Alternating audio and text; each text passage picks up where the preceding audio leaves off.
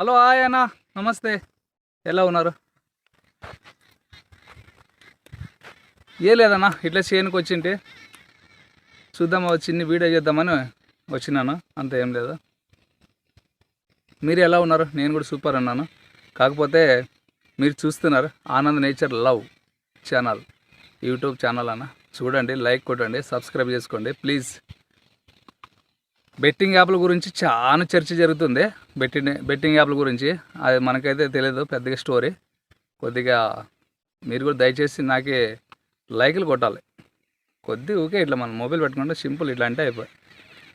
Freight తాగకూడదు అంటారు, కాకపోతే ఏదో కడుపులో చల్లగా లేదని చిన్న ఫ్రైట్ తీసుకున్నాను. తాదాము, మరి ఏం చేస్తావు, మనకు తప్పదు. ఏమన్నా చల్లగా ఉండదు, సూపర్ ఉండదు, హైలైట్. వావ్ ఉంది, పర్లేదు, బాగుందిలే. అది కూలింగ్ ఉంటే బాగుంటుంది, లేకపోతే అంతే వావ్ ఉంటుంది మరి సంసారము.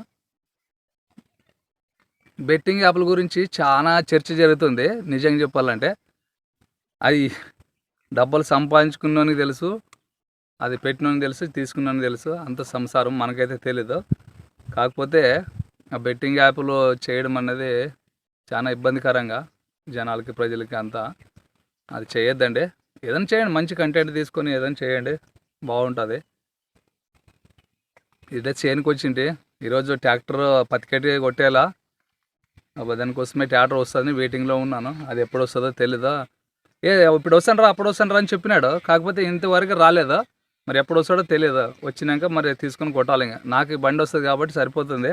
కొట్టాలి, పత్తికట్టి 4 ఎకరాలు ఉండదు. అది కొట్టేదాకా లంచ్ అవుతుందని తెలియదు, మరి కొట్టాలన్నా, లేకపోతే నిలవలేదు. డ్రైవరు ఇప్పుడు వస్తానని అప్పుడు వస్తానని అన్నాడు, ఇంకా ఇంతవరకు రాలేదా. మరి ఎప్పుడు వస్తాడో చూడాలా. అది పతికెట్టి కొట్టించి మరి పోవాలి, ఇంకా అంతే.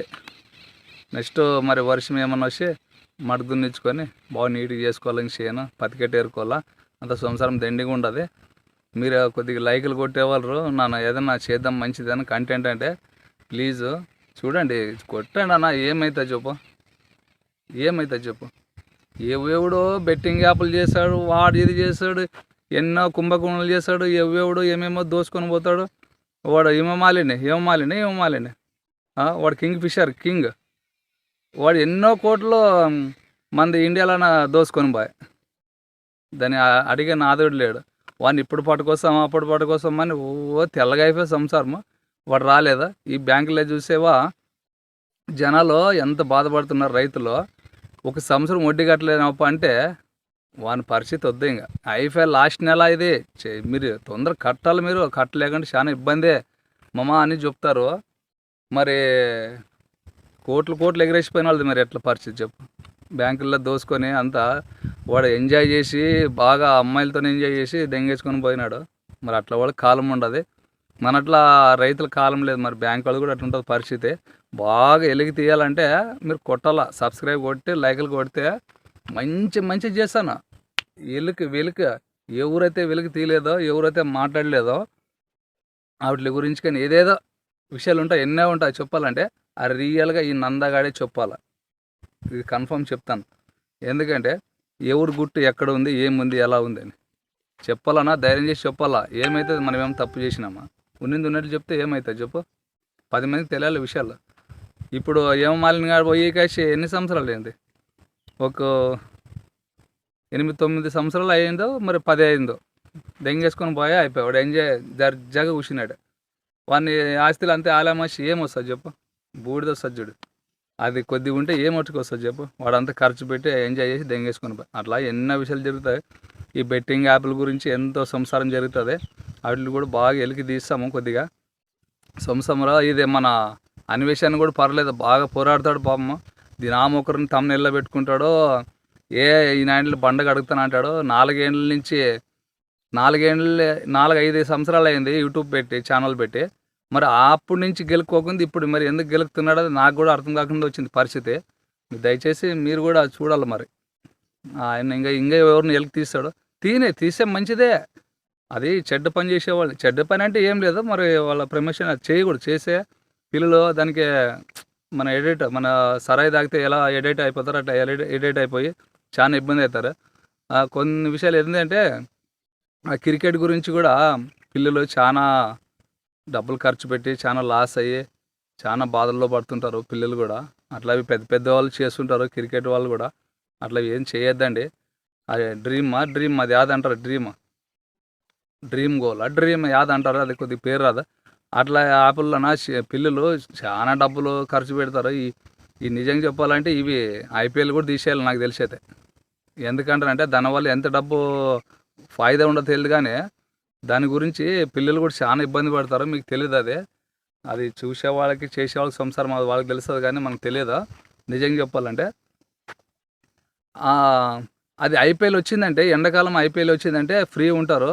ఆ దుడుచుకుని 4 రూపాయలు దాంట్లో ఇప్పుడు ఇద్దరు ఉంటాము, నువ్వు నాను దానికి అనమాట. అది దానికి ఒక క్రికెట్ పిచ్చి మనం ఒక బ్యాటు బాల్ తీసుకొని ఆడితే బాగుంటుంది, సంతోషంగా ఉంటుంది.